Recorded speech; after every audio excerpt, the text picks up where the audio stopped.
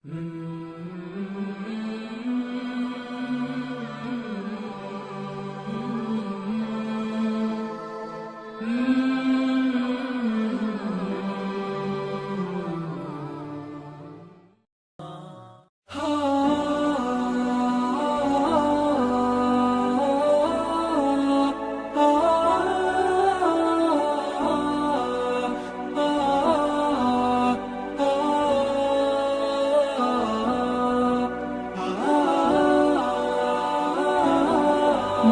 لله نحمده ونستعينه ونستغفره ونعوذ بالله من شرور أنفسنا ومن سيئات أعمالنا من يهده الله فلا مضل له ومن يضلله فلا هادي له وأشهد أن لا إله إلا الله وحده لا شريك له وأشهد أن محمدا عبده ورسوله يا أيها الذين آمنوا اتقوا الله حق تقاته ولا تموتن إلا وأنتم مسلمون يا أيها الناس اتقوا ربكم الذي خلقكم من نفس واحدة وخلق منها زوجها وبث منهما رجالا كثيرا ونساء واتقوا الله الذي تساءلون به والأرحام إن الله كان عليكم رقيبا يا أيها الذين آمنوا اتقوا الله وقولوا قولا سديدا يصلح لكم أعمالكم ويغفر لكم ذنوبكم ومن يطع الله ورسوله فقد فاز فوزا عظيما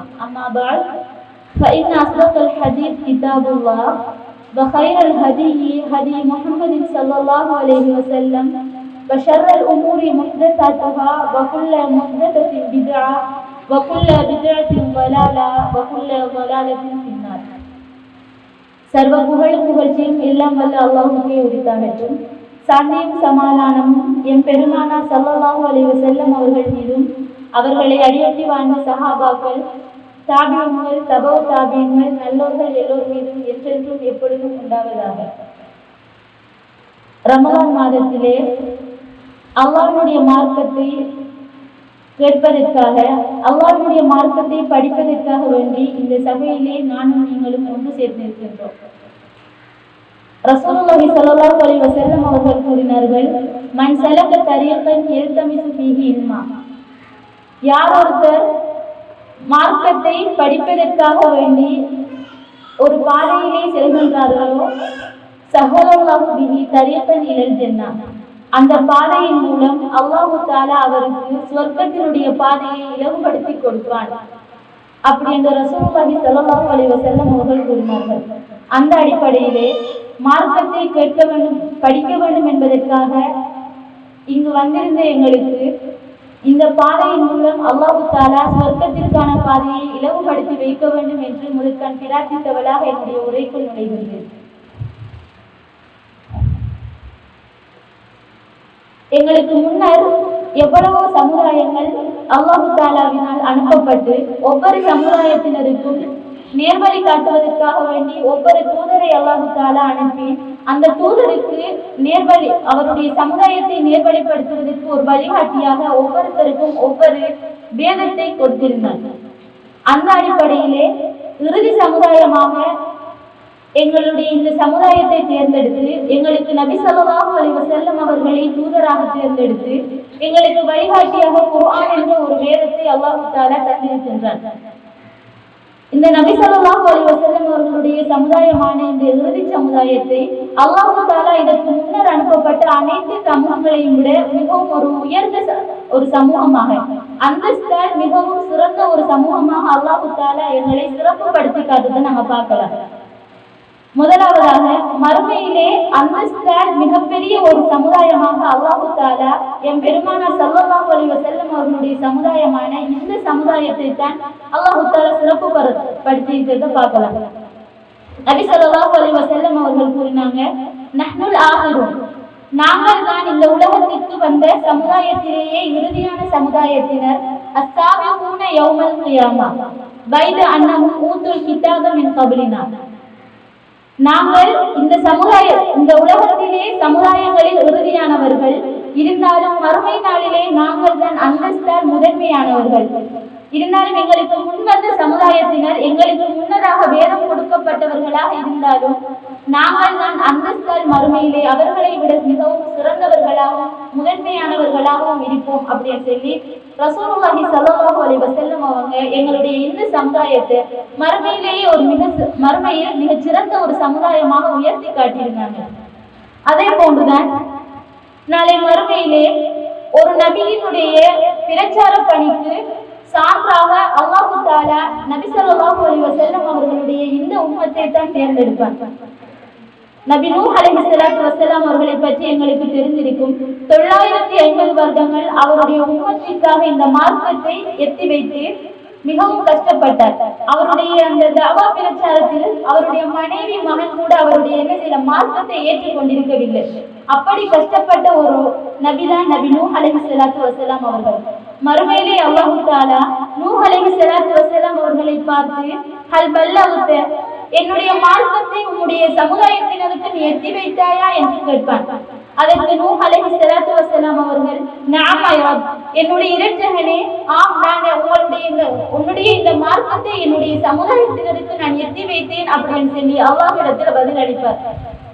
அந்த சந்தர்ப்பத்திலே அல்லாஹ் தஆலா நூஹ் அலைஹிஸ்ஸலாத்து வஸ்ஸலாம் அவருடைய அந்த உம்மத்தினரை பார்த்து சமுதாயத்தினரை பார்த்து ஹல் பல்லகுக்கும், உங்களுடைய நபியான நூஹ் உங்களுக்கு என்னுடைய மார்க்கத்தை எத்தி வைத்தாரா என்று கேட்பார்.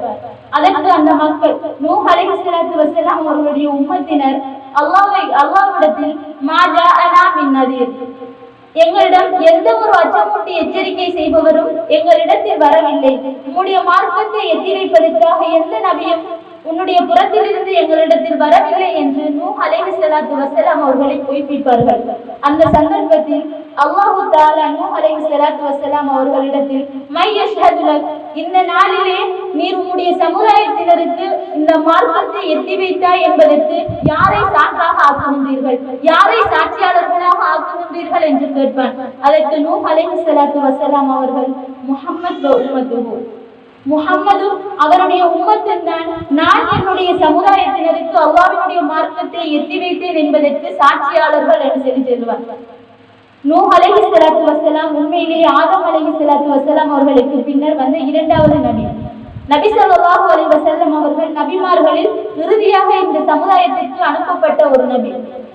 ஆனால் நூஹ் அலைஹிஸ்ஸலாத்து வஸ்ஸலாம் அவருடைய அந்த தவா பிரச்சாரத்துக்கு அல்லாஹ் தஆலா அந்த மறுமை நாளிலே எல்லா நபிமார்களையும் விட முஹம்மது நபி ஸல்லல்லாஹு அலைஹி வஸல்லம் அவர்களையும் அவருடைய சமுதாயத்தினரை நான் என்ன செஞ்சிருந்தேன், நூஹ் அலைஹிஸ்ஸலாத்து வஸ்ஸலாம் அவருடைய தவா பிரச்சாரத்திற்கு சாட்சியாளர்களாக அல்லாஹ் தஆலா ஆக்குவார். நபி ஸல்லல்லாஹு அலைஹி வஸல்லம் அவர்கள் இந்த விடயத்தை கூறிவிட்டு தொடர்ந்து கூறுகின்றார்கள், ஃபனஷ்ஹது அன்னஹு கத் பல்லக, அந்த நேரத்தில் நாங்கள் அல்லாஹ்விடத்தில் நூஹ் அலைஹிஸ்ஸலாத்து வஸ்ஸலாம் அவர்கள் அவருடைய உம்மத்தினருக்கு சமுதாயத்தினருக்கு இந்த மார்க்கத்தை எத்தி வைத்தார் என்று நாங்கள் தான் சாட்சி கூறுவோம் அப்படின்னு சொல்லி ரசூலுல்லாஹி ஸல்லல்லாஹு அலைஹி வஸல்லம் அவங்க கூறுகின்றாங்க. இந்த விஷயம் அல்லாஹ் தஆலா எங்களுடைய இந்த சமுதாயத்தினருக்கு கண்ணியப்படுத்துவதற்காக வழங்கிய ஒரு விடயமாக இருக்கிறத நாங்க பார்க்கலாம். அதே போன்றுதான் நாளை மறுமையிலே சுவர்க்கத்தில் முதலாவதாக நுழையும் கூட்டமும் நபி ஸல்லல்லாஹு அலைஹி வஸல்லம் அவருடைய உம்மத்தினராகத்தான் இருப்பார்கள். அல்லாஹ்வின் தூதர் ஸல்லல்லாஹு அலைஹி வஸல்லம் அவர்கள் கூறினார்கள், நஹ்னு அவ்வலு மன் யதுகுலுல் ஜன்னah, நாங்கள் தான் சுவர்க்கத்தில் நுழைபவர்களில் முதன்மையானவர்கள் ஆவோம் அப்படின்னு சொல்லி ரசூலுல்லாஹி ஸல்லல்லாஹு அலைஹி வஸல்லம் அவங்க கூறினாங்க. அப்ப இந்த அடிப்படையில இந்த ஹதீஸின் அடிப்படையில நாங்க பார்த்தோம்டா ரசூலுல்லாஹி ஸல்லல்லாஹு அலைஹி வஸல்லம் அவங்களுடைய சமுதாயத்தினருக்கு அல்லாஹ் தஆலா சுவர்க்கத்தில் நுழைவதில் கூட என்ன செஞ்சிருக்கான், சிறப்புப்படுத்தி காட்டியிருக்கிறத பார்க்கலாம். அதே போன்றுதான் நபி ஸல்லல்லாஹு அலைஹி வஸல்லம் அவருடைய உம்மத்திலே இருந்துதான் அதிகமானவர்கள் சுவர்க்கத்திற்கு செல்லக்கூடியவர்களாக அல்லாஹ் தஆலா என்ன செஞ்சிருக்கான், ஆக்கி வச்சிருக்கான். நபி ஸல்லல்லாஹு அலைஹி வஸல்லம் அவர்களை அல்லாஹ் தஆலா நபியாக ஆக்கிய ஆரம்ப கட்டத்தில் மியராஜ் பிரயாணத்திற்காக வேண்டி வானுலகத்திற்கு அழைத்தார். அந்த சந்தர்ப்பத்தில் ஜிப்ரீல் அலைஹிஸ்ஸலாத்து வஸ்ஸலாம் அவர்களும் நபி அவர்களும் வானுலகத்திற்கு சென்றார்கள். ஒவ்வொரு வானத்திலும் நபி அவர்களை ஜிப்ரீல் அலைஹிஸ்ஸலாத்து வஸ்ஸலாம் அவர்கள் அழைத்து சென்ற சந்தர்ப்பத்தில் ஒவ்வொரு நபிமார்களை ஒவ்வொரு வானத்திலும் எம் பெருமானார் ஸல்லல்லாஹு அலைஹி வஸல்லம் அவங்க சந்திச்சிருந்தாங்க. அப்படி 6வது வானத்துக்கு நபி ஸல்லல்லாஹு அலைஹி வஸல்லம் அவங்க சென்ற சந்தர்ப்பத்தில் சந்தித்த நபிதான் நபி மூசா அலைஹிஸ்ஸலாத்து வஸ்ஸலாம் அவங்க. நபி அவர்களை கண்டவுடன் மூசா அலைஹிஸ்ஸலாத்து வஸ்ஸலாம் அவர்கள் அழகாக வரவேற்று அவரோடு கதைத்து விட்டு அனுப்புகின்றார்கள். நபி அவர்கள் 6வது வானத்திலிருந்து புறப்பட்டு 7வது வானத்திற்கு செல்வதற்காக வருகின்ற சந்தர்ப்பத்தில் நபி மூசா அலைஹிஸ்ஸலாத்து வஸ்ஸலாம் அவர்கள் கடுமையாக அழுகின்றார்கள். அந்த நேரத்தில் கேட்கப்படுகின்றது, மையுபிக்கி, உங்களை யாரு அழ வச்சது, உங்களை யாரு அழ வச்சது, நீங்க எதற்காக அழுகுறீங்க அப்படின்னு சொல்லி கேட்கப்பட்ட போது நபி மூசா அலைஹிஸ்ஸலாத்து வஸ்ஸலாம் அவங்க என்ன பதில் அளிச்சாங்க தெரியுமா? எனக்கு பின்னர் அனுப்பப்பட்ட இன்னார் அவருடைய சமுதாயத்தில் இருந்து அதிகமானோர், என்னுடைய சமுதாயத்தில் இருந்து சொர்க்கத்திற்கு செல்பவர்களை விட அதிகமானோர் அவருடைய உம்மத்தில் இருந்து சொர்க்கத்திற்கு செல்பவர்கள் அப்படின்னு சொல்லி ரசூலுல்லாஹி ஸல்லல்லாஹு அலைஹி வஸல்லம் அவருடைய உம்மத்தில் இருந்துதான் அதிகமானோர் சொர்க்கத்திற்கு தகுதியானவர்களாக அந்த மறுமை நாளிலே இருப்பார்கள் என்று ரசூலுல்லாஹி ஸல்லல்லாஹு அலைஹி வஸல்லம் அவருடைய உம்மத்தான இந்த சமுதாயத்தை அல்லாஹ் தஆலா ஒரு படி மேலாக மற்ற சமுதாயங்களை விட ஒரு படி மேலாக உயர்த்தி காட்டுறதை நாங்க பார்க்கலாம். இந்த அளவு இந்த உலகத்திலும் சரி மறுமையிலும் சரி அல்லாஹ் தஆலாவால் சிறப்புப்படுத்தப்பட்ட இந்த சமுதாயத்தினருக்கென்று அல்லாஹ் தஆலா ஒரு சில விடயங்களை அவர்களுக்கு என்று குறிப்பாக சில விடயங்களை சிறப்பாக்கி கொடுத்திருந்தார். அதிலே ஒன்றுதான் நாங்கள் இருந்து கொண்டிருக்கக்கூடிய இந்த ரமலான் மாதம்.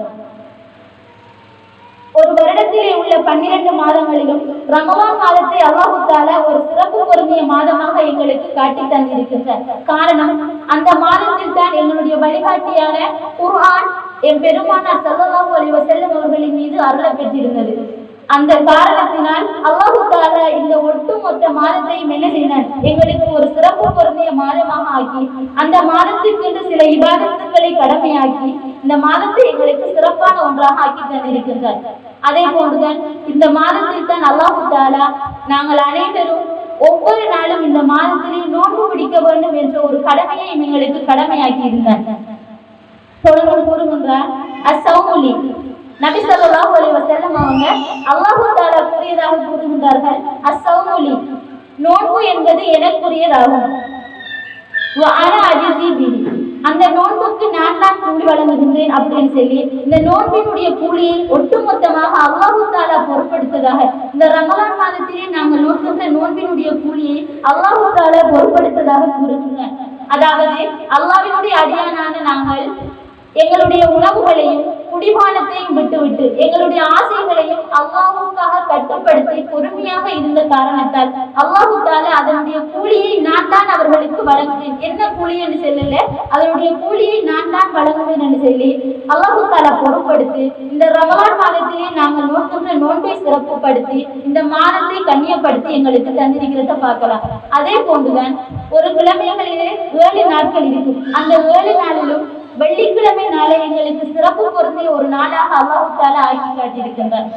என் பெருமானார் ஸல்லல்லாஹு அலைஹி வஸல்லம் அவர்கள் கூறினார்கள், கைரு யௌமின் தலஅத் அலைஹி ஷம்ஸ் யௌமுல் ஜும்ஆ, சூரியன் உதிக்கின்ற நாட்களில் மிகவும் சிறந்த நாள் வெள்ளிக்கிழமையாகும். அந்த நாளில் தான் ஆதம் அலைஹிஸ்ஸலாத்து வஸ்ஸலாம் அவர்கள் படைக்கப்பட்டார்கள். அந்த நாளில் தான் ஆதம் அலைஹிஸ்ஸலாத்து வஸ்ஸலாம் அவர்கள் சொர்க்கத்திலே நுழைவிக்கப்பட்டார்கள். அந்த நாளில் தான் அவர் சொர்க்கத்தில் இருந்து வெளியேற்றப்பட்டார். மேலும் அந்த நாளில் தான் மறுமை நாள் என்கின்ற ஒன்று நிகழும் அப்படின்னு சொல்லி ரசூலுல்லாஹி ஸல்லல்லாஹு அலைஹி வஸல்லம் அவங்க கூறினாங்க. அப்ப நாங்க இந்த இருந்து கொண்டிருக்கிற ஒரு கிழமைகள்ல 7 நாட்களிலும் அல்லாஹ் தஆலா எங்களுக்கு வெள்ளிக்கிழமையை ஒரு சிறப்பு பொருந்திய நாளாக எங்களுக்கு ஆக்கி தந்து அதிலே ஒரு நேரத்தை வைத்திருக்கின்றார். அந்த நேரத்தில் யார் ஒரு அடியான் பிரார்த்திக்கின்றாரோ, தொழுகையில் பிரார்த்திக்கின்றாரோ, அவருடைய பிரார்த்தனை அல்லாஹ்விடத்தில் ஏற்றுக்கொள்ளப்படும் அப்படின்னு சொல்லி ரசூலுல்லாஹி ஸல்லல்லாஹு அலைஹி வஸல்லம் அவங்க சொல்லி காட்டியிருக்காங்க. அந்த அடிப்படையில வெள்ளிக்கிழமையை எங்களுக்கு சிறப்புப்படுத்தி இருக்கின்றார். அதே போன்றுதான் அல்லாஹ் தஆலா எங்களுக்கு சிறப்புப்படுத்தி தந்த ஒரு விஷயம் எந்த ஒரு சமுதாயத்திற்கும் இல்லாமல் எங்களுடைய சமுதாயத்திற்கு மட்டும் குறிப்பாக அல்லாஹ் தஆலா சிறப்புப்படுத்தி தந்த அடுத்த விடயம் தான் லைலத்துல் கத்ர் என்கின்ற இரவு. ரமலான் மாதத்திலே இறுதி 10 நாட்களில் ஒற்றைப்பட்ட இரவுகளில் ஒன்றான லைலத்துல் கத்ர் என்கின்ற இரவு எங்களுக்கு தெரிந்திருக்கும். அந்த இரவில் தான் நபி ஸல்லல்லாஹு அல்லாஹ்வினுடைய புறத்தில் இருந்து குர்ஆன் அருளப்பட்ட இரவு. குர்ஆன் அருளப்பட்ட காரணத்தால் அல்லாஹ் தஆலா ரமலான் மாதத்தையே சிறப்புப்படுத்தி இருக்கும் போது, ரமலான் மாதத்தையே அதில் உள்ள நன்மைகளை எங்களுக்கு அதிகப்படுத்தி இருக்கும் போது, அந்த குர்ஆன் எழுதிய இரவு அல்லாஹ்விடத்தில் எந்த அளவுக்கு மகிமை பொருந்தியதாக இருக்கும் என்பதை நாங்கள் முதற்கண் சிந்திக்க கடமைப்பட்டுள்ளோம். அந்த இரவு எப்போது இருக்கும்? ரமலான் மாதத்தினுடைய இறுதி 10 ஒற்றைப்பட்ட இரவுகளில் அந்த லைலத்துல் கத்ர் என்கின்ற இரவு இருக்கின்றது என்ற விடயம் எங்களுக்கு தெரியும். அதே போன்றுதான் அந்த இரவுக்கு அல்லாஹ் தஆலா என்ன சிறப்புகளை கொடுத்திருக்கின்றான் என்ற விடயமும் எங்களுக்கு தெரிந்திருக்கும். அந்த இரவினுடைய சிறப்பை பற்றி கூறுவதற்கென்றே அல்லாஹ் தஆலா சூரத்துல் கத்ர் என்ற ஒரு சூறாவை எங்களுக்கு இறக்கி காட்டியிருக்கின்றான். 5 வசனங்களில் அல்லாஹ் தஆலா அழகான முறையில் ஒட்டுமொத்த நலவுகளையும் லைலத்துல் கத்ர் இரவிலே அல்லாஹ் தஆலா எங்களுக்கு வைத்திருக்கின்ற ஒட்டுமொத்த நலவுகளையும் கூறி காட்டுகின்றான். அந்த அடிப்படையிலே அந்த இரவானது மிகவும் சாந்தியான இரவாக இருக்கும். லைலத்துல் கத்ர் என்கிற இரவில் தான் குர்ஆன் அருளப் பெற்றது. அந்த இரவு அல்லாஹ்விடத்தில் பரக்கத் பொருந்தப்பட்ட ஒரு இரவாக இருக்கின்றது. லைலத்துல் கத்ர் இரவு 1000 மாதங்களை விட சிறந்தது அப்படின்னு சொல்லி அல்லாஹ் தஆலா அந்த லைலத்துல் கத்ர் இரவினுடைய சிறப்புகளை எங்களுக்கு கூறி காட்டியிருக்கின்றார். இந்த சிறப்புகளை எல்லாம் கேட்கின்ற போது நாமும் அந்த லைலத்துல் கத்ர் இரவை அடைய வேண்டும். அதிலே நாங்கள் எங்களுடைய நன்மைகளை அதிகப்படுத்திக் கொள்ள வேண்டும். அந்த நன்மைகளின் மூலம், அந்த அமல்களின் மூலம் நாங்கள் அல்லாஹ்வை நெருங்க வேண்டும், அல்லாஹ்வினுடைய நெருக்கத்தை பெற வேண்டும் என்று ஆவலோடு இருக்கின்ற நாங்கள் ரமலான் மாதத்திலே நாங்கள் எங்களுடைய நன்மைகளை அதிகப்படுத்தி அதிலும் வருகின்ற நன்மைகளை நாங்கள் கொள்ளையடிக்க வேண்டும் என்ற ஆர்வத்தோடு ரமலான் மாதத்திலே அமல் செய்கின்ற நாங்கள் இந்த ரமலான் மாதத்திலும் லைலத்துல் கத்ர் இரவிலும் கட்டாயம் தெரிந்து கொள்ள வேண்டிய ஒரு விடயம்தான் அல்லாஹ்வினுடைய மன்னிப்பு என்பது. ரமலான் மாதத்திலும் குறிப்பாக லைலத்துல் கத்ர் இரவிலும் அந்த விடயத்தை பற்றி, அல்லாஹ்வுடைய மன்னிப்பை பற்றி நாங்கள் அறிந்து கொள்வது எங்கள் மீது கடமையாக இருக்கின்றது என்று நாங்கள் சொல்றதுக்கு காரணம் என்ன சொல்லிச்சேன்னா, ரமலானிலே நாங்கள் செய்கின்ற அமலின் மூலம் எங்களுக்கு கிடைக்கின்ற கூலியையும் லைலத்துல் கத்ர் இரவிலே நாங்கள் செய்கின்ற அமலினுடைய கூலியை பொறுத்த மட்டிலும் ரசூலுல்லாஹி ஸல்லல்லாஹு அலைஹி வஸல்லம் அவர்கள் அதனுடைய கூலியோடு எங்களுக்கு ஒப்பிட்டு கண்டது, தொடர்பு படுத்தி காட்டிய ஒரே ஒரு விடயம் என்றால் அது எங்களுடைய பாவங்களுக்கான மன்னிப்பாகத்தான் இருக்கும். நபி ஸல்லல்லாஹு அலைஹி வஸல்லம் அவர்கள் கூறினார்கள், மன் ஸாம ரமலான ஈமானன் வ இஹ்திசாபன் உஃபிர லஹு மா தகத்தம மின் தம்பிஹி. யார் ஒருவர் ரமலான் மாதத்திலே நம்பிக்கையோடு அல்லாஹ்வை நம்பி நன்மையை எதிர்பார்த்து, அல்லாஹ்வுடைய புறத்திலிருந்து நன்மையை எதிர்பார்த்து நோன்பு நோக்கின்றாரோ உஃபிர லஹு மா தகத்தம மின் தம்பிஹி, அவருடைய முன் சென்ற பாவங்கள் மன்னிக்கப்படும் அப்படின்னு சொல்லி நாங்கள் ரமலான் மாதத்திலே நோன்பு நோற்றால் அதன் மூலம் எங்களுடைய பாவங்கள் மன்னிக்கப்படுவதாக ரசூலுல்லாஹி ஸல்லல்லாஹு அலைஹி வஸல்லம் அவங்க கூறினாங்க. அதே போன்றுதான் மன் காம லைலத்துல் கத்ரி ஈமானன் வ இஹ்திசாபா, யார் ஒருத்தர் லைலத்துல் கத்ர் இரவிலே நம்பிக்கையோடு அல்லாஹ்வை நம்பி அல்லாஹ்வின் புறத்தில் இருந்து நன்மையை எதிர்பார்த்து நின்று வணங்குகின்றாரோ அவருடைய அவருடைய முன் சென்ற பாவங்களும் அவருக்காக மன்னிக்கப்படும் அப்படின்னு சொல்லி ரசூலுல்லாஹி ஸல்லல்லாஹு அலைஹி வஸல்லம் அவர்கள் ரமலான் மாதத்திலே நாங்கள் நோக்கின்ற நோன்புகளையும் லைலத்துல் கத்ர் இரவிலே நாங்கள் நின்று வணங்குகின்றதனுடைய கூலியையும் அல்லாஹ் தஆலாவின் புறத்தில் இருந்து எங்களுக்கு கிடைக்கின்ற பாவ மன்னிப்பாக நபி ஸல்லல்லாஹு அலைஹி வஸல்லம் அவங்க கூறி காட்டுறாங்க. எங்களுக்கு தெரியும், மனிதன் என்பவனுடைய குணம் அடிப்படையிலே தவறழைக்கக்கூடியவனும் பாவமழைக்கக்கூடியவனாகவும் இருப்பான். முதலாக அல்லாஹ் தஆலா மலக்குமார்களிடத்தில் இந்த சமுதாயத்திலே மனிதனை நான் படைக்கப் போகின்றேன், உலகத்திலே மனிதனை பிரதிநிதியாக ஆக்கப் போகின்றேன் என்று சொல்லி மலக்குமார்களிடத்திலே சென்ற போதும் மலக்குமார்களுடைய பதில் எப்படி இருந்தது என்று குர்ஆன் எங்களுக்கு அழகான முறையில் விளங்கப்படுத்துகின்றது. முதல்ல மலக்குமார்கள் யாரா? நபி ஸல்லல்லாஹு அல்லாஹ்வினுடைய அடியார்களாக இருந்தார்கள். லா யஸூன் அல்லாஹ், அவர்கள் ஒருபோதும் அல்லாஹ்வுக்கு என்ன செய்ய மாட்டாங்க, மாறு செய்ய மாட்டார்கள். வயஃபலூன மா யுமரு, அல்லாஹ் தஆலா எதை ஏவி இருக்கின்றானோ, அல்லாஹ்வால் அவர்களுக்கு எது கட்டளையாக இடப்பட்டதோ அதை மட்டும் என்ன செய்வாங்க, செய்யக்கூடியவர்களாக இருந்தாங்க. அல்லாஹ்வினுடைய கட்டளைக்கு எந்த விதத்திலும் மாறு செய்யாதவர்கள் தான் மலக்குமார்கள். எப்போதுமே அல்லாஹ்வை போற்றிக் கொண்டு அல்லாஹ்வை புகழ்ந்து கொண்டு அல்லாஹ்வை தஸ்பீஹ் செய்து கொண்டிருக்கக்கூடிய மலக்குமார்கள் இருக்கின்ற சந்தர்ப்பத்தில் அல்லாஹ் தஆலா கூறுகின்றான், இந்த உலகத்திலே பிரதிநிதியாக நான் மனிதனை படைக்கப் போகின்றேன் என்று. அந்த சந்தர்ப்பத்திலே மலக்குமார்கள் அல்லாஹ்விடத்திலே கேட்கின்றார்கள், பூமியிலே குழப்பம் விளைவித்துக் கொண்டிருக்கக்கூடிய ஆளுக்கால் இரத்தம் சிந்தக்கூடியவர்களையா, ஆளுக்கால் குழப்பத்தை ஏற்படுத்தி இரத்தம் சிந்தக்கூடியவர்களையா இந்த உலகத்திலே நீ படைக்கப் போகின்றாய்? நாங்கள் தானே உண்மை அழகான முறையில் போற்றிக் கொண்டிருக்கின்றோம், அழகான முறையில் உன்னை தூய்மைப்படுத்திக் கொண்டிருக்கின்றோம். குழப்பத்தை ஏற்படுத்தக்கூடிய, பித்தினாவை ஏற்படுத்தக்கூடிய ஒரு சமுதாயத்தையா நீ இந்த உலகத்திலே படைக்கப் போகின்றாய் என்று அல்லாஹு தாலாவிடத்தில் மலக்குமார்கள் கேட்டபோது அல்லாஹு தாலா என்ன சொன்னார்? நீங்க அறியாதவற்றை நான் அறிந்திருக்கிறேன். இதுக்கு பிறகு என்ன நடக்கும்ங்கிறத நீங்க அறியல, ஆனா நான் அறிஞ்சிருக்கேன் என்று சொல்லி போட்டு அல்லாஹு தாலா என்ன செய்யறான்?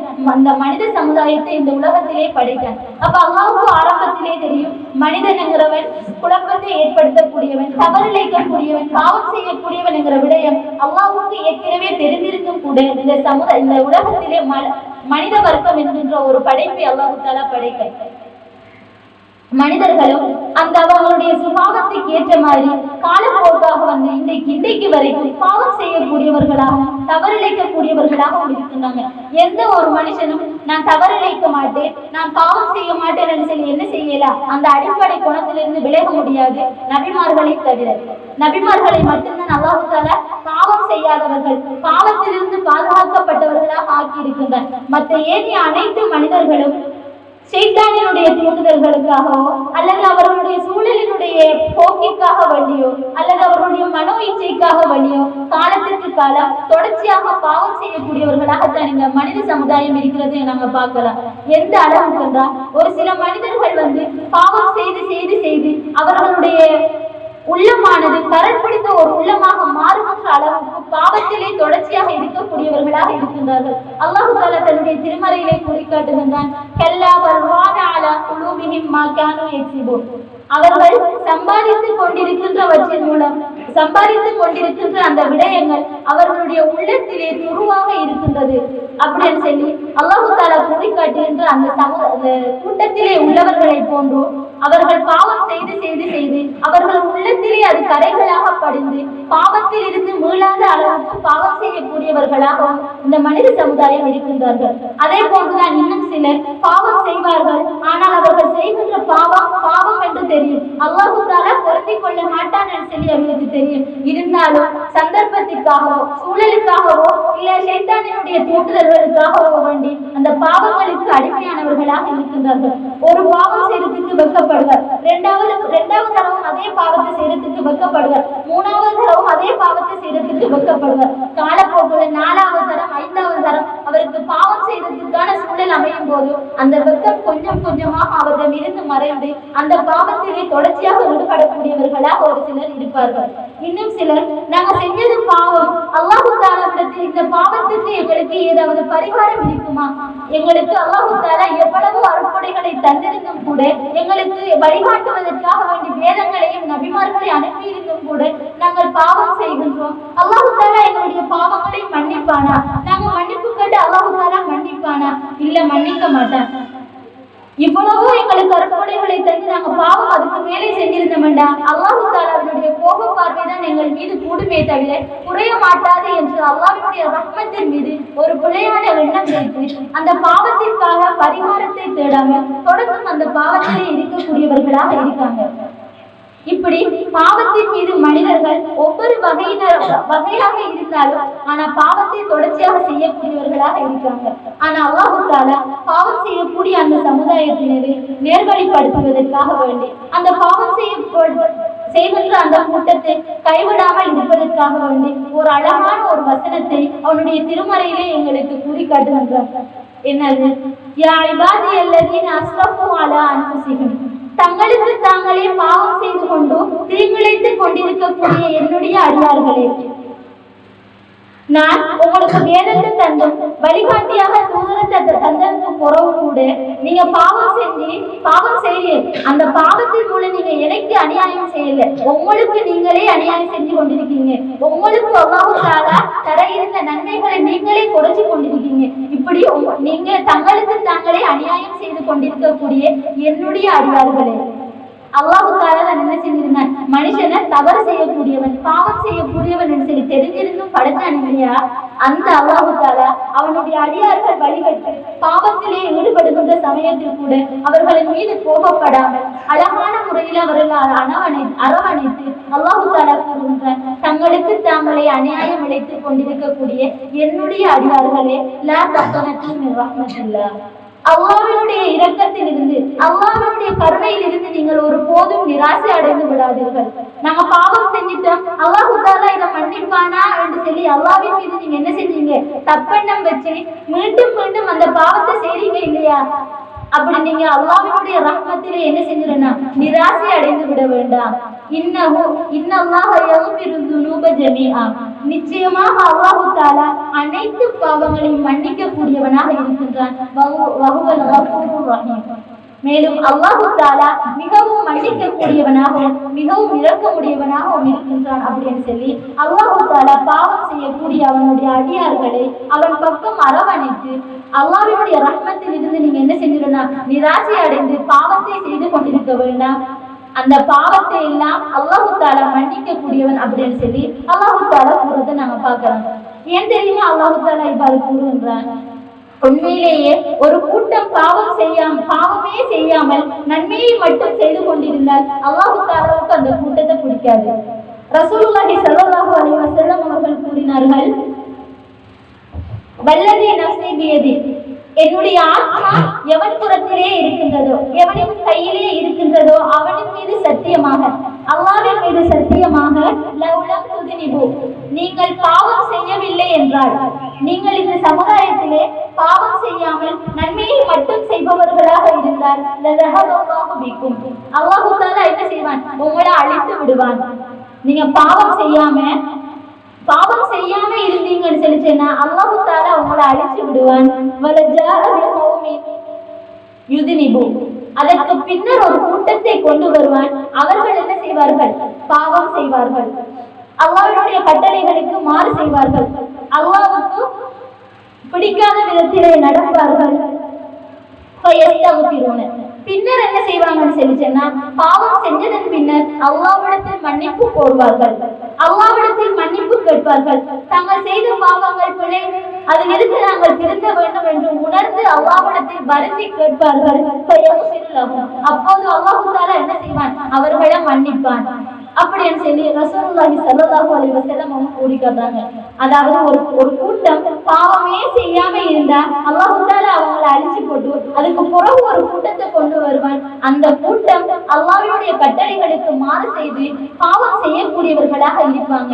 இருந்தாலும் பாவம் செஞ்சதுக்கு பிறகு அவங்க என்ன செய்வாங்க, அல்லாஹ்விடத்துல திருப்பி வந்து அவங்க செஞ்சது பிழைன்னு சரி அல்லாஹ்விடத்திலே வருந்தி மன்னிப்பு கேட்பார்கள்.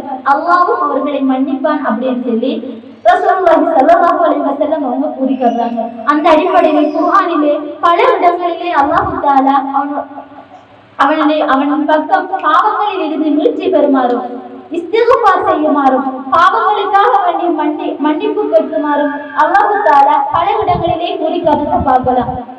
ஏன் நபி ஸல்லல்லாஹு அலைஹி வஸல்லம் அவர்கள் எங்களுக்கு முன்மாதிரியாக இருந்தவர்.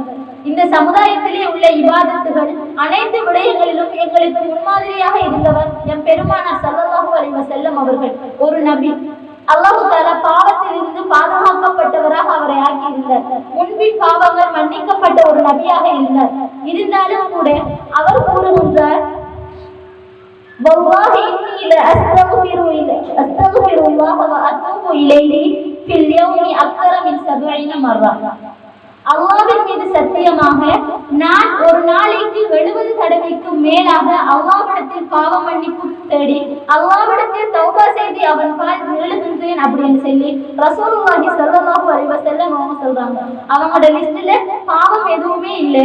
அல்லாஹ் தஆலா ஏற்கனவே பாவத்திலிருந்து பாதுகாக்கப்பட்டவராக ஆக்கி இருந்தும் அவர் பாவம் செஞ்சிருந்தாலும் அதை மன்னிக்கிற அடிப்படையில முன்பின் பாவங்கள் மன்னிக்கப்பட்ட ஒரு நபியாக ஆக்கி இருந்தும் கூட அல்லாஹ்விடத்தில் அவர் என்ன செய்தார், ஒரு நாளைக்கு 70 தடவைக்கு மேலாக பாவ மன்னிப்பு கோருகின்றேன் அப்படின்னு சொல்லி ரசூலுல்லாஹி ஸல்லல்லாஹு அலைஹி வஸல்லம் அவங்க எங்களுக்கு அவருடைய அந்த பண்பை சொல்லி காட்டி எங்களுக்கு ஒரு முன்மாதிரியாக இருக்கின்றதை நாங்க பார்க்கலாம்.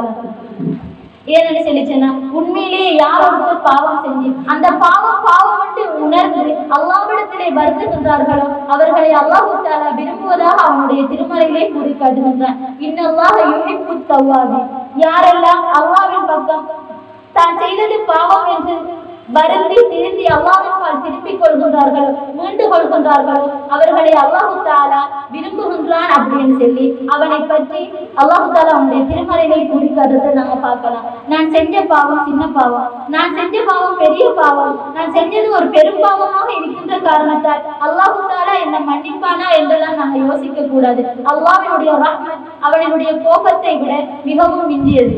அவனுடைய ரஹ்மத் அவனுடைய கோபத்தை விட மிகவும் பெரியதாக இருக்கின்றது என்று சொல்லி அல்லாஹு தாலா அவனுடைய திருமறையிலே எங்களுக்கு கூறி காட்டி இருக்கின்றான் இல்லையா? நாங்க எவ்வளவோ பாவங்கள் செஞ்சாலும் அல்லாஹு தாலா எங்களுடைய பாவங்களை எங்களை விட்டு போக்காட்டுவதற்காக வேண்டி எவ்வளவு அமல்களை எங்களுக்கு காட்டி தந்திருக்கின்றான்.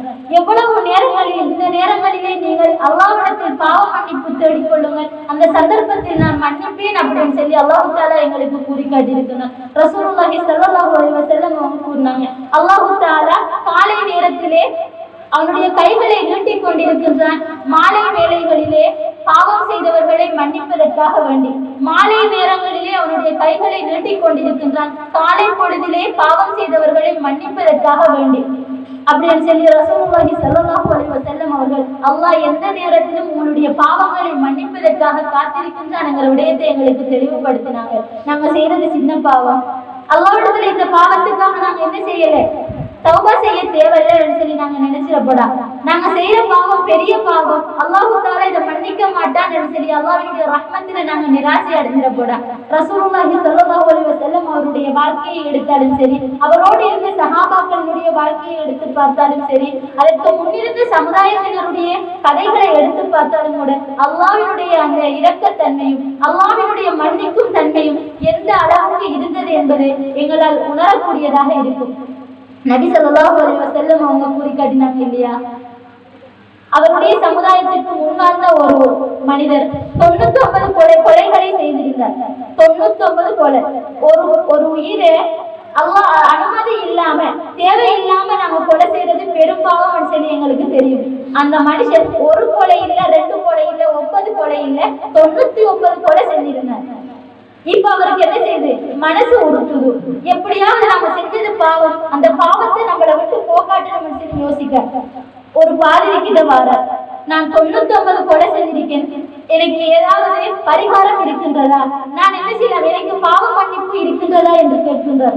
அதற்கு அந்த பாதிரி 99 கொலை செஞ்ச உனக்கு பாவ மன்னிப்பு இருக்கா, இல்ல அப்படின்னு சொல்லி சொல்றார். அப்ப 99 கொலை செஞ்சு அந்த மனுஷனுக்கு என்ன செய்யுது, கோபம் ஒத்துக்கு வருது. உடனடியாக அவனுக்கு பாவ மன்னிப்பு இல்லைன்னு சொல்லி சொன்ன அந்த பாதிரியை என்ன செஞ்சுட்டார், கொலை செஞ்சு அவருடைய கொலையை 100ஆக பூர்த்தி செய்கின்றார். மீண்டும் வேறொரு பாதிரி இடத்துல வந்து நான் இப்படித்தான் 100 கொலை செஞ்சிருக்கேன், எனக்கு பாவ மன்னிப்பு இருக்கின்றதா அப்படின்னு சொல்லி கேட்ட உடனே அந்த பாதிரி சொல்றார், உனக்கு பாவ மன்னிப்பு இருக்கே அப்படின்னு சொல்லிட்டு அந்த மனுஷனை பார்த்து சொல்றார், நீ இந்த சூழல்ல இருந்து நீ வேறொரு சூழலுக்கு போ, அதாவது நீ கொலை செஞ்சுக்கிட்டு இந்த ஏரியாவை விட்டுட்டு இந்த ஏரியாவுக்கு நீ போய் அங்க இரு அப்படின்னு சொல்லி அவருக்கு ஒரு சொல்யூஷன், ஒரு தீர்ப்பு சொல்லி அந்த பாதிரி அந்த மனுஷனை அனுப்பி வைக்க. இவரும் என்ன செய்யறார், அவர் திருந்தணுங்கிறதுக்காக வேண்டி அவருடைய சொந்த சூழலை விட்டு என்ன செய்யறார், வேறொரு சூழலுக்கு இடம்பெயர்ந்து சொல்றார். அந்த சந்தர்ப்பத்திலே அல்லாஹ் தஆலா என்ன செய்யறாங்க, அவருடைய உயிரை கைப்பற்றுவதற்காக 2 மலக்குமார்கள் அனுப்பி வைக்கிறார். ஒருத்தர் தண்டனைக்குரிய மலக்காகவும் இன்னொருத்தர் ரஹ்மத்திற்குரிய மலக்காகவும் இருக்கார், இரக்கத்திற்குரிய மலக்காகவும் இருக்கார். அந்த இரக்கத்திற்குரிய மலக்கு என்ன சொல்றாருன்னா, இவருடைய உயிரை நான் தான் கைப்பற்ற வேண்டும். ஏன்னு சொல்லிட்டேன்னா அவர் செஞ்ச பாவங்களை உணர்ந்து வருந்தி அல்லாஹ்விடத்தில் திருந்த வேண்டும் என்ற ஒரு நல்ல நோக்கத்திற்காக வேண்டி அவருடைய சொந்த ஊரை விட்டுட்டு வேறொரு இடத்த வரார். அப்ப அவர் மீது இறக்கப்படுறதுக்காக அவரை நான் தான் அவருடைய உயிரை கைப்பற்றுவேன் அப்படின்னு சொல்லி சொல்றாரு.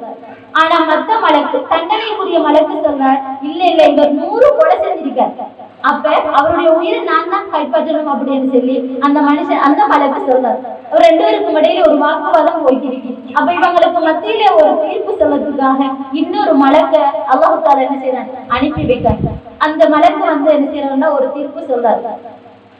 அதாவது அவர் வந்திருந்த எந்த இடத்திலிருந்து புறப்பட்டாரோ அந்த இடத்திலிருந்து எவ்வளவு தூரம் அவர் கடந்து வந்திருக்காருன்னு சொல்லி பாருங்க.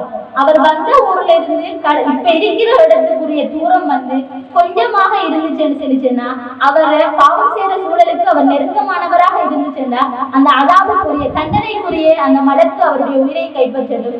இல்ல அவர் புறப்பட்டு வந்த தூரம் கணக்க இருந்து அவர் சென்றடைய வேண்டிய அந்த நல்ல இடம் வந்து தூரம் குறைவாக இருந்துச்சுன்னு சொன்னா ரஹ்மத்துக்குரிய மலக்கு அவருடைய உயிரை கைப்பற்றிக் கொள்ளட்டும் அப்படின்னு சொல்லி அந்த மலக்கு அவரிடத்துல ஒரு தீர்வு கொடுத்து போட்டு போறாரு. அப்ப அந்த மலக்குமார்கள் என்ன செய்றாங்க, அவர் வந்த இடத்திலிருந்து எவ்வளவு தூரம் வந்திருக்க, போக வேண்டிய இடத்துக்கு எவ்வளவு தூரம் போக வேண்டியிருக்கு என்கிற விடயத்தை அளந்து பார்க்கணும்.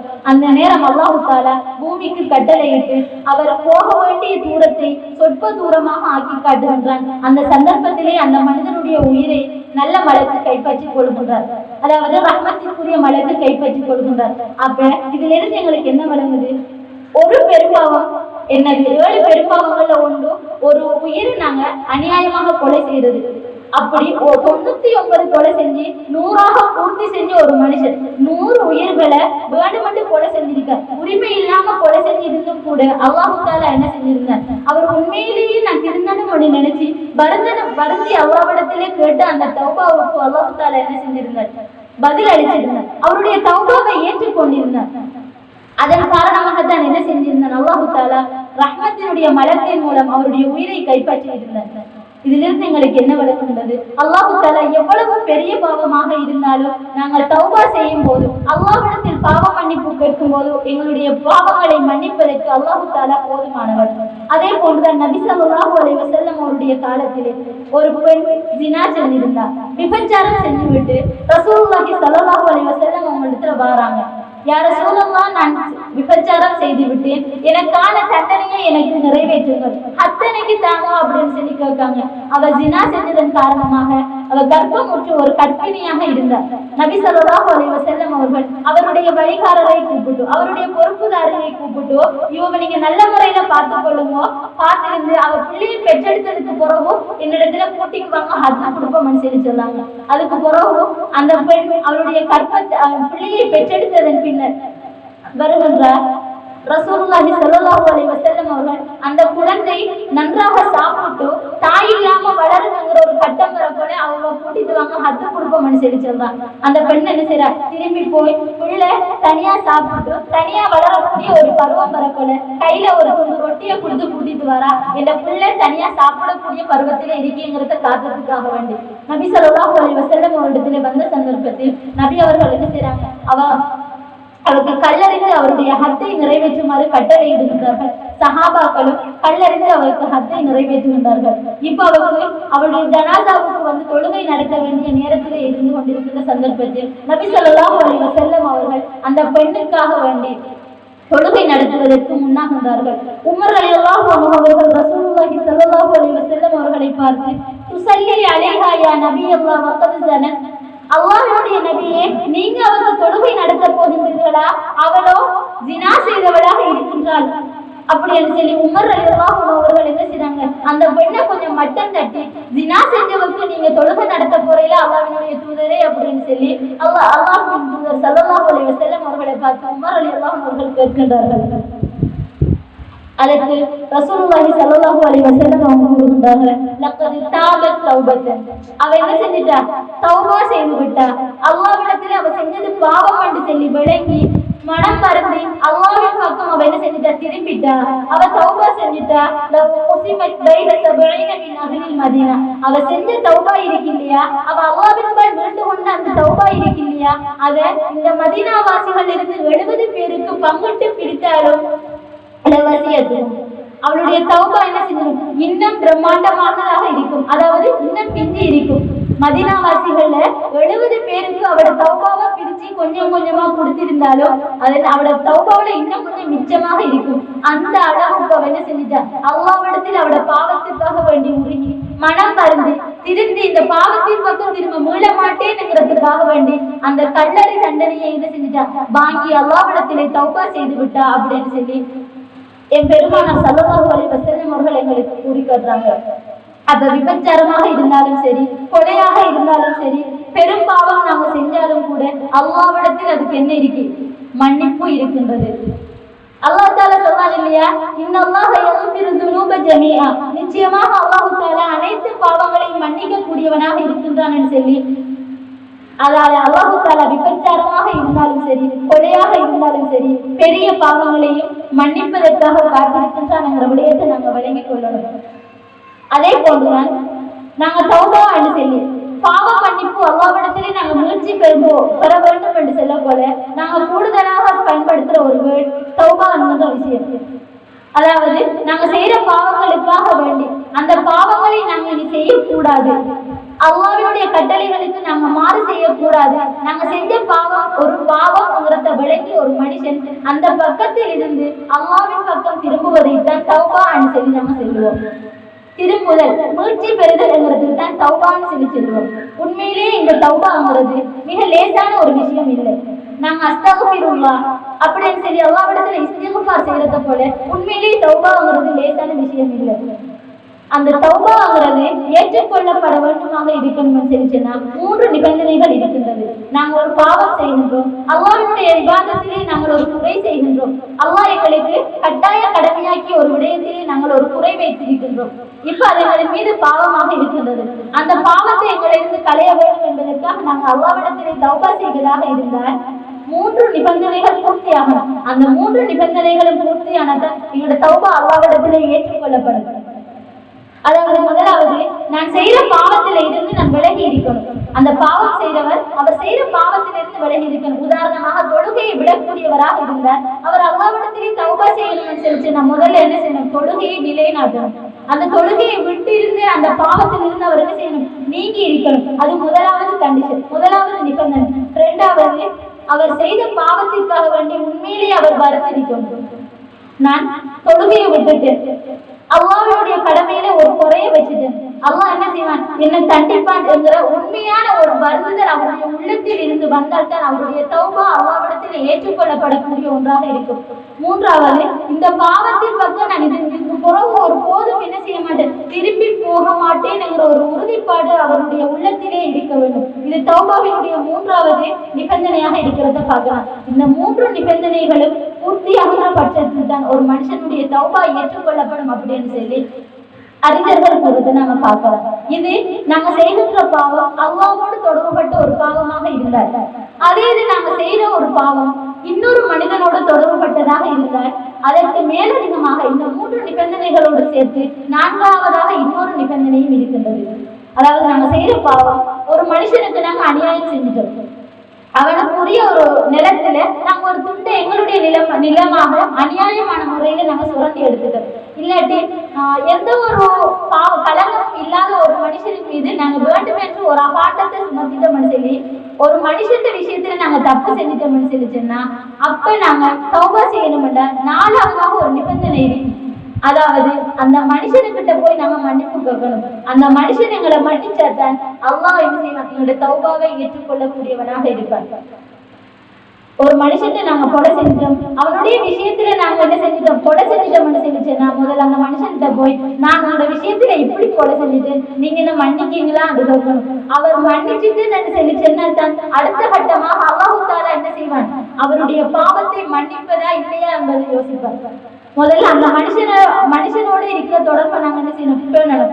ஒவ்வொரு மனிதனும் இந்த உலகத்துல ஒரு சமூக பிராணியாகத்தான் இருக்கேன். யாரும் நான் தனியாக வாழ்ந்து காட்டுவேன் என்று சொல்லி செல்ல இயலா. ஏதோ ஒரு அடிப்படையிலே ஏதோ ஒரு தேவைக்காக இன்னொரு மனுஷன்ல தங்கி இருப்பவன் தான் மனிதன்.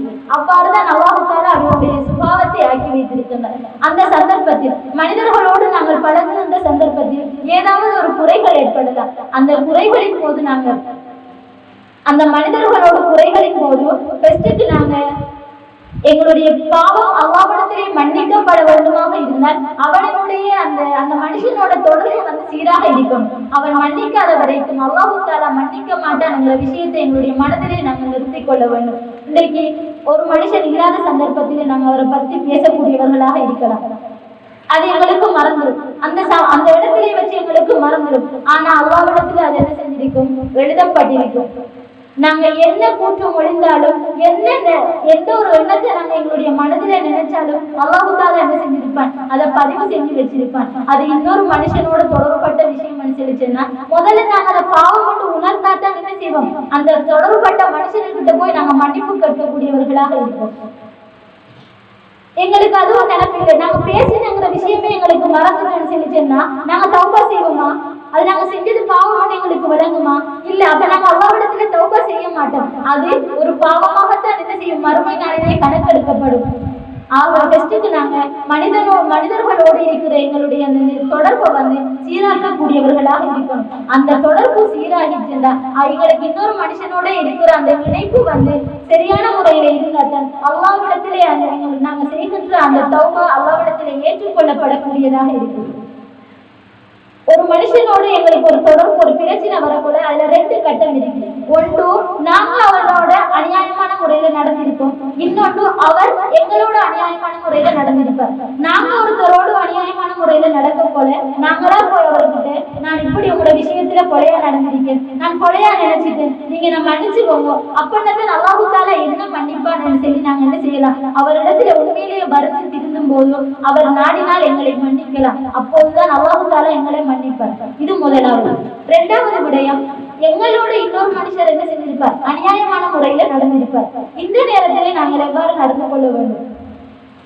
எங்களுக்கு ஒருத்தர் அநியாயம் செய்து விட்டார், உண்மையிலேயே எங்களுடைய பக்கம் தான் நியாயம் இருக்கு, அவருடைய பக்கத்துலதான் அவர்தான் எங்களோட அநியாயமான முறையில நடந்துட்டாருன்னு சொல்லிச்சுன்னா அவர் எங்கள்கிட்ட நான் தௌபா செய்யணும், நான் செஞ்ச பாவத்தை மன்னிச்சுக்கோங்க, நான் உங்களுக்கு செஞ்ச கொலையை மன்னிச்சுக்கோங்க அல்லாஹ்வுக்காக சொல்லி கேட்டாருன்னு சொல்லிச்சுன்னா முதல்ல நாங்க மன்னிக்க பழகி இருக்கணும். ஏன்னு சொல்லிச்சுன்னா மன்னிப்புங்கிறது அல்லாஹ்வுடைய புறத்திலிருந்தும் என் பெருமானார் ஸல்லல்லாஹு அலைஹி வஸல்லம் அவருடைய புறத்திலிருந்தும் எங்களுக்கு முன்மாதிரியாக சொல்லித்தரப்பட்ட ஒரு விடயமாக இருக்கிறது. எங்களுக்கு எவ்வளவோ அற்புடைகளை எல்லாம் தந்து இந்த உலகத்திலே நான் தனியாக இருக்கக்கூடாது என்பதற்காக எனக்கு சுற்றார்களை எல்லாம் ஏற்படுத்தி, உறவினர்களை எல்லாம் ஏற்படுத்தி, நான் நல்ல முறையில் பார்க்க வேண்டும் என்பதற்காக எனக்கு கண்ணை தந்து, நான் நல்ல முறையிலே கேட்க வேண்டும் என்பதற்காக எனக்கு காதை தந்து, இந்த உலகத்திலே வாழ்வதற்கு எனக்கு அனுமதி அளித்து அல்லாஹ் தஆலாவுக்கு அவனுடைய விடயத்திலே நான் குறை வைத்து விட்டு எவ்வளவோ பாவங்களை தொடர்ச்சியாக செய்துவிட்டு அல்லாஹ்விடத்தில் நான் போய் இறைவா உன்னுடைய விடயத்திலே நான் குறை வைத்து விட்டேன், என்னை மன்னித்தருள்வாயாக என்று சொல்லி நாம கேட்க போல அல்லாஹ் மன்னிக்க இல்லையா? அப்ப நாங்க என்ன செய்யணும்? சாதாரண மனிதர்கள் எங்கள்கிட்ட மன்னிப்பு கேட்கும் போது அதை மன்னிக்க கூடியவர்களாக நாங்கள் இருக்கணும். இதுதான் எங்களுக்கு இஸ்லாம் காட்டி தந்த வழிமுறையாக இருக்கின்றது. ரசூலுல்லாஹி ஸல்லல்லாஹு அலைஹி வஸல்லம் அவருடைய மனைவி ஆயிஷா ரலியல்லாஹு அன்ஹா அவர்களுக்கு ஒரு அவதூறு பரப்பப்பட்டது. அவர் ஒரு மனுஷனோட கொலையாக நடந்து கொண்டார், அதாவது அவர் மீது ஒரு அவதூறு கூறப்படுகின்றது. அந்த சந்தர்ப்பத்திலே எல்லாரும் என்ன செஞ்சிருந்தாங்க, ஆயிஷா ரலியல்லாஹு அன்ஹா அவர்கள் கொலையா நடத்திருந்தாங்க. ஒரு எண்ணம் இருந்துச்சு, ஏனென்றா அல்லாஹ்வுடைய புறத்திலிருந்து அவர் தூய்மையானவர் என்கிறத விளங்கப்படுத்துறதுக்காக எந்த ஒரு குர்ஆன் வசனமும் எந்த ஒரு வஹீயோ என்ன செய்யல, இறக்கப்பட்டிருக்கல. அப்ப ஒரு அதிருப்திகரமான ஒரு நிலையில இருந்து கொண்டிருக்காங்க. உண்மையிலே அந்த நிலை ஏற்படுவதற்கு காரணம் யாருன்னு சொல்லி சொன்னா ஆயிஷா ரலியல்லாஹு அன்ஹா அவர்களுடைய தந்தையான அபூபக்கர் ரலியல்லாஹு அன்ஹு அவரிடத்திலே அடிமையாக வேலை பார்த்து கொண்டிருந்த மிஸ்தஹ் என்ற ஒருவர். அவர் பத்ர் போரிலே கலந்து கொண்ட ஒரு நபித்தோழராக இருந்தார். பத்ர் போரிலே கலந்து கொண்ட ஒரு நபித்தோழர். அந்த போருக்கு உதவி செய்து இஸ்லாத்துக்கு பலமூட்டி அந்த மாபெரும் வீரர்களுடைய பட்டியல்ல பேர் வைக்கக்கூடிய ஒரு மனிதர் தான் இந்த மிஸ்தஹ் என்றவர். அபூபக்கர் ரலியல்லாஹு அன்ஹு அவர்களுக்கு அடிமையாக இருந்தார். அவர் அபூபக்கர் ரலியல்லாஹு அன்ஹு அவருடைய மகளான ஆயிஷா ரலியல்லாஹு அன்ஹா அவர்கள் மீது அபாண்டமாக பழி சுமத்திருந்தார். பிற்காலத்திலே அல்லாஹ் தஆலா ஆயிஷா ரலியல்லாஹு அன்ஹா அவர்கள் தூய்மையானவர், அவர்களை இந்த பழி இல்லைங்கிற விஷயத்தை விளங்கப்படுத்தி அல்லாஹ் தஆலா திருமறை வசனத்தை இறக்கி வைக்க அந்த சந்தர்ப்பத்திலே அபூபக்கர் ரலியல்லாஹு அன்ஹு அவர்களுக்கு கடும் கோபம் இருந்தது. நான் இவ்வளவு நாளும் அவருக்கு சாப்பாடு கொடுத்து அவரை நல்ல முறையில கவனிச்சு கொண்டிருக்கேன், நான் அவரை எஜமான், எந்த மகளுக்கு என்ன செஞ்சிட்டார், அவரோடு செல்லிட்டார். அப்ப நான் இனிமேல் என்ன செய்ய மாட்டேன், மிஸ்தஹுக்கு சாப்பாடு கொடுக்க மாட்டேன், நான் இவ்வளவு நாள் அவரை நல்லா பார்த்துக்கிருந்தேன், இனி நான் நல்லா பார்க்க மாட்டேன். என் சொந்த மகள் மீது கலங்கத்தை ஏற்படுத்திட்டு, அதுவும் என் பெருமானார் ஸல்லல்லாஹு அலைஹி வஸல்லம் அவர்கள் இந்த சமுதாயத்திற்கு நபியாக அனுப்பப்பட்ட ஒருவர்களுடைய மனைவி மீது உம்முல் முஃமினீன் முஃமின்களுக்கு தாய் என்று கூறப்படுகின்ற என்னுடைய மகளான ஆயிஷாவின் மீது கலங்கத்தை ஏற்படுத்தி விட்டார். இவருக்கு நான் என்ன செய்ய மாட்டேன், இதுக்கு பிறகு சாப்பாடு கொடுக்க மாட்டேன் அப்படின்னு சொல்லி அபூபக்கர் ரலியல்லாஹு அன்ஹு சத்தியம் மட்டும் சொல்றாங்க. அவர் செஞ்ச வேலை சரிதானே. உண்மையிலேயே அவருடைய பெத்த மகளின் மீது கலங்கத்தை ஏற்படுத்தினா எந்த ஒரு தந்தையாக இருந்தாலும் இந்த கோபமும் இந்த ரோஷமும் என்னது வரும். ஆனா அல்லாஹ் தஆலா என்ன செய்யல, அதை ஏற்றுக்கொள்ளல. அபூபக்கர் ரலியல்லாஹு அன்ஹு அந்த கோபத்தை அவருடைய சத்தியத்தை அல்லாஹ் தஆலா ஏற்றுக்கொள்ளல. அது ஒரு நல்ல விஷயமாக பொருத்திக் கொள்ளல. அல்லாஹ் தஆலா வசனம் இருக்கின்றார், உங்களை வசதி படைத்தவர்கள் நான் இன்னாருக்கு கொடுக்க மாட்டேன்னு சொல்லி நீங்க யாரும் என்ன செய்யணும், சத்தியம் செய்து விட வேண்டாம். அலா துஹிப்பூன யக்ஃபிரல்லாஹு லக்கும், அல்லாஹ் தஆலா நீங்க செஞ்ச பாவங்களுக்காக உங்களை மன்னிக்கணும் என்று சொல்லி நீங்க விரும்பலையா அப்படின்னு சொல்லி அல்லாஹ் தஆலா கேட்க. நீங்க இன்னொரு மனுஷனை மன்னிக்காம அவருக்கு கொடுக்குற சாப்பாட்டை கொடுக்க மாட்டேன்னு சொல்லி சத்தியம் செய்தீங்க இல்லையா, அல்லாஹ் தஆலா அவங்களை மன்னிக்கிறத விரும்பலையா? நீங்க இன்னொரு மனுஷனை மன்னிச்சாட்டா அல்லாஹ் தஆலா அவங்களை மன்னிப்பான்ங்கிற விஷயத்தை அல்லாஹ் தஆலா அந்த திருமறை வசனத்தின் மூலம் அழகான முறையில எங்களுக்கு சொல்லி காட்டுறார். அப்ப அல்லாஹ்வுடைய மார்க்கத்தை பின்பற்றுகின்ற நாங்கள் என்ன செய்ய வேண்டும், மன்னிப்பு என்கின்ற குணத்தை எங்களுடைய கையிலே எடுக்க வேண்டும். எங்களுக்கு யாராவது அநியாயம் செய்திருந்தால் நாங்கள் அவர்களை மன்னிக்க பழகி இருக்க வேண்டும். அப்போதுதான் அல்லாஹ் தஆலா எங்களுடைய பாவங்களை மன்னித்து எங்களுக்கு அவருடைய புறத்திலிருந்து மன்னிப்பை தரக்கூடியவனாக இருப்பார். நபி ஸல்லல்லாஹு அலைஹி வஸல்லம் அவர்கள் அவருடைய சாச்சாவான ஹம்ஸா ரலியல்லாஹு அன்ஹு அவர்கள் மிகவும் விருப்பத்திற்குரிய ஒரு சாட்சாவாக இருந்தார். இஸ்லாத்திற்காக பாடுபட்ட ஒரு சாட்சாவாக இருந்தார் ஹம்ஸா ரலியல்லாஹு அன்ஹு அவர்கள். ஒரு போரிலே வஹ்ஷி ரலியல்லாஹு அன்ஹு அவர்கள் பிற்காலத்திலே இஸ்லாத்தை ஏற்றுக்கொண்டார். அவர் ஒரு மனுஷனுடைய அடிமையாக இருக்கின்ற சந்தர்ப்பத்தில், இஸ்லாம் மார்க்கத்தோடு தொடர்பில்லாத ஒரு சந்தர்ப்பத்திலே ஹம்ஸா ரலியல்லாஹு அன்ஹு அவர்கள் என்ன செஞ்சிருந்தாங்க, கொலை செஞ்சிருந்தார். நபி ஸல்லல்லாஹு அலைஹி வஸல்லம் அவங்களுக்கு கடும் கவலை. வஹ்ஷி தான் அந்த சாட்சாவை கொலை செஞ்சங்கிற விஷயம் அல்லாஹ்வுடைய தூதர் ஸல்லல்லாஹு அலைஹி வஸல்லம் அவங்களுக்கு நன்றாக தெரியும். இருந்திருந்தோம் அவருக்கு கடும் கவலை ஹம்ஸா ரலியல்லாஹு இருந்தது. அவருடைய உயிர் போனது கடும் கவலைக்குரிய ஒரு விடயமாக இருக்கின்றது. பிற்காலத்திலே வஹ்ஷி இஸ்லாத்தை ஏற்றுக்கொள்கின்றார் ரலியல்லாஹு அன்ஹு. அவர் செய்த பாவத்தை உணர்ந்து இஸ்லாத்திற்கு வந்து நபி ஸல்லல்லாஹு அலைஹி வஸல்லம் அவரிடத்திலே இஸ்லாத்தை ஏற்பதற்காக அல்லாஹ்வுடைய தூதர் ஸல்லல்லாஹு அலைஹி வஸல்லம் அவரிடத்திலே வந்திருந்தாங்க. அப்ப அவருடைய முகத்தை பார்த்த உடனே ரசூலுல்லாஹி ஸல்லல்லாஹு அலைஹி வஸல்லம் அவங்க கண்டுபிடிச்சிட்டாங்க, இவர்தான் நம்முடைய சாட்சாவை கொலை செஞ்ச வஹ்ஷின்னு சொல்லி. நபி அவங்க என்ன செய்யல, வஹ்ஷி ரலியல்லாஹு அன்ஹு வர சொல்லல. அல்லாஹ்வுடைய மார்க்கத்தை ஏற்பதற்காக தான் செஞ்சது, நான் இவ்வளவு நாளும் இருந்த மார்க்கம் பிள்ளைங்கிறத அறிந்து தெரிந்த அல்லாஹ்விடத்திலே வருந்தி அவனுடைய மார்க்கத்தை ஏற்க வேண்டும் என்பதற்காக வந்திருக்கின்றார் வஹ்ஷி. அவரிடம் கேட்காங்க, நீங்க தானே இந்த சாட்சாவான ஹம்ஸா ரலியல்லாஹு அன்ஹு அவர்களை கொலை செஞ்சது என்று சொல்லி. அப்ப வஹ்ஷி ரலியல்லாஹு அன்ஹு அவர்கள் ரசூலுல்லாஹி ஸல்லல்லாஹு அலைஹி வஸல்லம் அவங்களை பார்த்து, விஷயம் உங்களுக்கு கிடைச்ச மட்டும் நான் தான் கொலை செஞ்சேன், உங்களுக்கு தெரிஞ்ச விஷயத்தின் அடிப்படையில வச்சு பார்த்தா நான் தான் கொலை செஞ்சேன்னு சொல்லி சொல்லுவாங்க. அப்ப நபி ஸல்லல்லாஹு அலைஹி வஸல்லம் உங்களுக்கு கவலை தாங்கல. வஹ்ஷி ரலியல்லாஹு அவங்களை பார்த்த உடனே அவர் சாட்சான நினைப்பு வந்துட்டு அவர் வஹ்ஷி ரலியல்லாஹு அவங்ககிட்ட அல்லாஹ்வுடைய தூதர் ஸல்லல்லாஹு அலைஹி வஸல்லம் அவங்க சொல்றாங்க, உங்களோட முகத்தை நான் பார்க்கிற சந்தர்ப்பத்தில் எல்லாம் இந்த சாட்சா எனக்கு ஞாபகம் வராது, அதனால உங்களோட முகத்தை எனக்கு காட்டாம உங்களால இருக்க இயலுமா அப்படின்னு சொல்லி கேட்க. நான் உங்களோட முகத்தை பார்க்காத அளவுக்கு உங்களோட முகத்தை மறைச்சி உங்களால நடக்க இயலுமான்னு சொல்லி ரசூலுல்லாஹி ஸல்லல்லாஹு அலைஹி வஸல்லம் அவங்க கேட்காங்க. உங்களோட முகத்தை பார்க்கறதுக்கு எனக்கு கவலையா இருக்கு, இந்த சாட்சான நினைப்பு வருது. மற்றபடிக்கு அவர் என்ன செய்யல, வஹ்ஷி ரலியல்லாஹு அவர்களை புறக்கணிக்கல, மன்னிக்க மாட்டேன்னு எல்லாம் சொல்லல. ஏன், அவர் அல்லாஹ்வுடைய தூதர். அல்லாஹ் தஆலா எங்களுக்கு சொல்லி தந்த பண்பு மன்னிக்கணும், மற்றவங்களை மன்னிச்சு நடக்கணும். அப்பதான் அல்லாஹ் தஆலா எங்களை மன்னிப்பானுங்கிறது அல்லாஹ் தஆலா சொல்லி தந்த விஷயம். அது அவருடைய சமுதாயத்திற்கு செஞ்சு காட்டி முன்மாதிரியாக இருக்க வேண்டியவர் என் பெருமானார் ஸல்லல்லாஹு அலைஹி வஸல்லம். அவருடைய புறத்திலிருந்து எங்களுக்கு வந்த முன்மாதிரியில எந்த ஒரு வகையிலும் குறைவில்லாத அடிப்படையில அல்லாஹ்வுடைய தூதர் ஸல்லல்லாஹு அலைஹி வஸல்லம் அவங்க மற்ற மக்களை வந்து மன்னிச்சு நடந்திருக்கிறத நாங்க பார்க்கலாம். இன்றைக்கு அல்லாஹ்வுடைய தூதர் ஸல்லல்லாஹு அலைஹி வஸல்லம் அவருடைய வாழ்க்கை வழிமுறையை நாங்க எடுத்து பார்க்கும்போது அவருடைய சொந்த விஷயத்துக்காக யாரையும் பழி வாங்கியதில்லை. மார்க்க விஷயத்துக்காக கோபப்பட்டிருப்பார். அவருடைய சொந்த விஷயத்துக்காக நபி அவங்க கோபப்பட்டாங்க, இன்னார் மேல பாண்டாங்க, இன்னாரும் மன்னிக்காம இருந்தாங்கன்னு சொல்லி நாங்க எந்த ஒரு வரலாறையும் கேள்விப்பட்டிருக்க மாட்டோம். அந்த அளவுக்கு நபி ஸல்லல்லாஹு அலைஹி வஸல்லம் அவங்க எங்களுக்கு முன்மாதிரியாக நடந்து காட்டியிருக்கிறார்கள். நாங்க மத்த மனுஷனை மன்னிச்சாதான் அல்லாஹு தாலா எங்களை மன்னிப்பானுங்கிறத விலகி நாங்க நடக்கணும். இந்த மன்னிப்புக்கும் நாங்கள் இருந்து கொண்டிருக்கக்கூடிய இந்த ரமலான் மாதத்திற்கும் நாங்கள் தேடிக்கொண்டிருக்கின்ற இந்த லைலத்துல் கத்ர் இரவுக்கும் அல்லாஹு தாலா மிக நெருங்கிய ஒரு உறவை வைத்திருக்கின்றார். மன் காம லைலத்துல் கத்ர் ஈமானன் வஹ்திசாபா, யார் ஒருத்தர் லைலத்துல் கத்ர் இரவன்று நின்று வணங்குகின்றாரோ உபிரலகும் தக்கத்ததும் இந்த விதி, அவருடைய முன்சென்ற பாவங்கள் மன்னிக்கப்படும். காமங்கிற சொல்ல என்ன வருது? நின்று வணங்குதல், இரவு நேரத்திலே நின்று வணங்குதல், அதாவது இரவு நேர தொழுகை. உண்மையிலே இந்த இரவு நேர தொழுகை அல்லாஹ் தஆலா எங்களுக்கு கடமையாக்கியதற்குரிய ஒரு காரணம், நாங்கள் அல்லாஹ்விடத்தில் பாவ மன்னிப்பு கேட்க வேண்டும் என்பதற்காக. எங்களுக்கு தெரியும் தஹஜ்ஜுத் நேரத்திலே தான் நாங்கள் அந்த இரவு நேர தொழுகையை நிறைவேற்றக்கூடியவர்களாக இருப்போம். அந்த நேரத்தில் அல்லாஹ் தஆலா அவருடைய அரிசை விட்டு இறங்கி வந்து அடிவானத்துக்கு வந்து யாராவது என்னிடத்தில் கேட்கக்கூடியவர்கள் இருக்கின்றார்களா என்று பார்த்துக் கொண்டிருப்பார். அந்த சந்தர்ப்பத்தில் யாரெல்லாம் கேட்கின்றார்களோ அவர்களுக்கு நான் கொடுக்க காத்திருக்கின்றேன் அப்படின்னு சொல்லி அல்லாஹ் தஆலா கூறுகின்றார். தொடர்ந்து யாராவது என்னிடத்தில் பாவ மன்னிப்பு கேட்கக்கூடியவர்கள் இருக்கின்றார்களா என்று கேட்கின்றார். அவ்வாறு என்னிடத்தில் பாவ மன்னிப்பு கேட்பவர்களை அவர்களை மன்னிப்பதற்கு நான் காத்துக் கொண்டிருக்கின்றேன் என்று சொல்லி அல்லாஹ் தஆலா கூறுவதாக என் பெருமானார் ஸல்லல்லாஹு அலைஹி வஸல்லம் அவங்க கூறி காட்டுறாங்க. அப்ப இரவு நேர தொழுகையிலே உண்மையாக அந்த தொழுகை எங்களுக்கு சொல்லித்தார ஒரு விடயம், நாங்கள் அல்லாஹ்விடத்தில் பாவ மன்னிப்பு கேட்க வேண்டும் என்பதை அந்த தொழுகை எங்களுக்கு கடமையாக்கி இருப்பது அல்லாஹ்விடத்தில் நாங்கள் செய்த பாவங்களுக்காக வருந்தி மன்னிப்பு கேட்க வேண்டும் என்பதைத்தான்.